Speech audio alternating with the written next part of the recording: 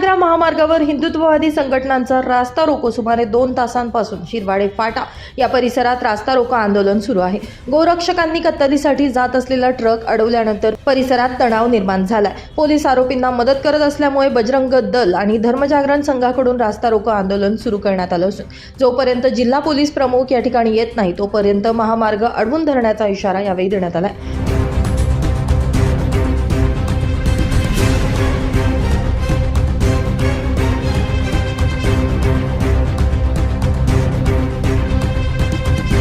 गोरक्षकांनी ही जी काही गायींची गाडी पकडली, अखंड हिंदुस्थानाची अस्मिता आमची गोमाता आहे आणि ज्या गोमातेची हत्या करण्यासाठी कत्तलखान्यामध्ये नेण्यासाठी आज जर आपण तुम्ही ते दृश्य जर बघितलं असेल तर या 60 गायी अक्षरशः त्यांच्या माना गळफासासारख्या वरती बांधून या ठिकाणी घेऊन जात आहे आणि याला पोलीस प्रशासन सहकार्य करतं, याचं खऱ्या अर्थाने निंदनीय ही गोष्ट आहे।